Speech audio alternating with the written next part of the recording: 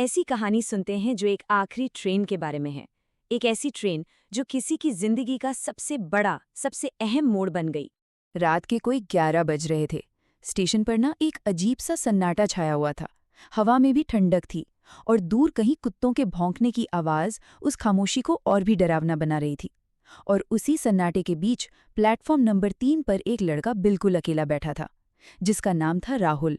उसके हाथों में एक छोटा सा बैग तो था, लेकिन उसकी आंखों में ना बस हफ्तों की थकान और एक गहरी मायूसी थी।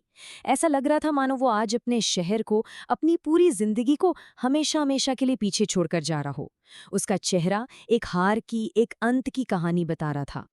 तो आखिर ऐसी नौबत आई क्यों? हुआ ये कि कुछ ही दिन पहले उसकी नौकरी चली गई थी। जिन दोस्तों पर वो अपनी जान देता था, उन्होंने मुश्किल वक्त में उसका साथ छोड़ दिया था और उससे अब लगने लगा था कि उसने अपने परिवार की सारी उम्मीदें भी तोड़ दी हैं। अब इस शहर में उसके लिए कुछ नहीं बचा था। और तभी स्टेशन के लाउडस्पीकर से एक आवाज गूंजती है। ध्यान दीजिए, प्लेटफॉर्म नंबर 3 पर आने वाली आखिरी ट्रेन कुछ ही मिनटों में पहुंचने वाली है। ये शब्द ना राहुल के कानों में बार बार गूंज रहे थे। ये उसके लिए इस शहर से भागने का आखिरी मौका था। राहुल ने एक गहरी सांस ली ही थी कि तभी उसके पास एक बुजुर्ग आकर बैठ गए। उनके कपड़े भले ही पुराने थे, पर उनके चेहरे पर एक अलग ही तरह की शांति थी, एक सुकून था। उस बुजुर्ग ने राहुल की तरफ देखा और बहुत ही धीरे से, बहुत प्यार से पूछा, बेटा, इतना उदास क्यों हो? पहले तो राहुल चुप रहा, पर फिर जैसे उसके अंदर का सारा दर्द एकदम से फूट पड़ा। उसकी आवाज में गुस्सा भी था, निराशा भी थी। वो बोला, जिंदगी खत्म हो गई है मेरी, नौकरी चली गई, लोग मेरा मजाक उड़ाते हैं। अब इस शहर में रहने का कोई मतलब ही नहीं बचा है। राहुल की ये सब बातें सुनकर वो बूढ़ा आदमी बस हल्का सा मुस्कुराया। उसकी मुस्कान में कोई डांट नहीं, बल्कि एक गहरी समझ थी। उन्होंने राहुल से एक बहुत ही आसान सा सवाल पूछा, बेटा, एक बात बताओ, अगर एक पेड़ से सारे पत्ते गिर जाएं, तो क्या वो पेड़ मर जाता है? कितनी गहरी बात थी, है ना, एक छोटे से सवाल में। जैसे एक पेड़ पतझड़ में अपने सारे पत्ते खो देता है, लेकिन वो मरता नहीं है। ठीक वैसे ही इंसान की जिंदगी में भी मुश्किल दौर आते हैं, जब लगता है कि सब कुछ बिखर रहा है, पर जैसे सही वक्त आने पर पेड़ पर नए पत्ते फिर से उगाते हैं, वैसे ही इंसान की जिंदगी भी तो संवर सकती है। तो फिर इंसान ये क्यों सोचता है कि एक बुरा वक्त आने से उसकी जिंदगी ही खत्म हो गई? और तभी दूर से ट्रेन की सीटी की आवाज आने लगती है। उस बूढ़े आदमी ने अपनी जेब से एक बहुत पुराना सा सिक्का निकाला और उसे राहुल के हाथ में रखते हुए बड़ी नरमी से कहा, जब भी लगे कि सब कुछ खत्म हो गया है, तो इस सिक्के को देखना और मेरी एक बात याद रखना, हर अंधेरी रात के बाद सुबह जरूर होती है। बस इतना कहकर वो आदमी उठा और धीरे धीरे अंधेरे में कहीं गायब हो गया। अब ट्रेन प्लेटफॉर्म पर आकर रुक चुकी थी। दरवाजे भी खुल गए थे। राहुल उठा और धीरे धीरे ट्रेन के दरवाजे की तरफ बढ़ा। भाग जाने और रुककर लड़ने के बीच बस एक कदम का फासला था, और उसके दिमाग में उस बूढ़े आदमी के शब्द गूंज रहे थे, पेड़ मरता नहीं है। ट्रेन का हॉर्न बजा। राहुल बस कुछ पल वहीं खड़ा रहा और फिर उसने अपना फैसला ले लिया था। वो ट्रेन में नहीं चढ़ा।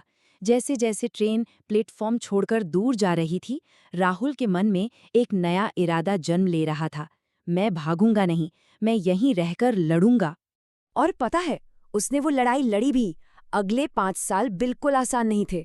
उसने गुजारे के लिए छोटी मोटी नौकरियां की, रात रात भर जागकर नए स्किल्स सीखे और खुद को बेहतर बनाने में लगा रहा।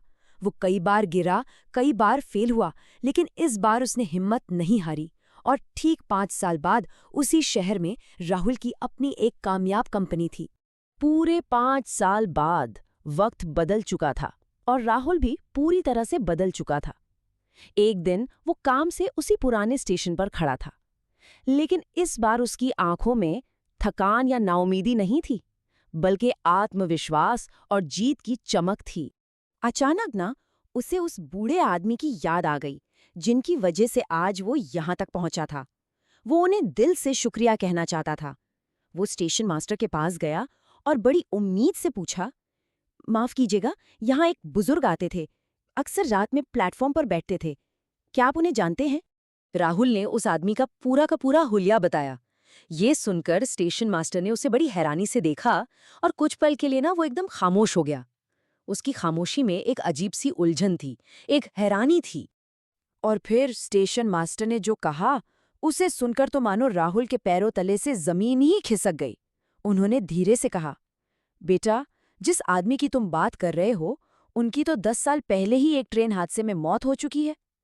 राहुल के हाथ से वो पुराना सिक्का छूटकर जमीन पर गिर गया। अब जाकर राहुल को सारी बात समझ में आई। वो कौन था, ये जरूरी नहीं था। जरूरी ये था कि वो एक उम्मीद बनकर आया था, ठीक उस वक्त जब राहुल को उसकी सबसे ज्यादा जरूरत थी। कभी-कभी जिंदगी हमें बचाने के लिए किसी अनजान के रूप में उम्मीद की एक किरण भेज ही देती है, ठीक वैसे ही जैसे उस रात हुआ था।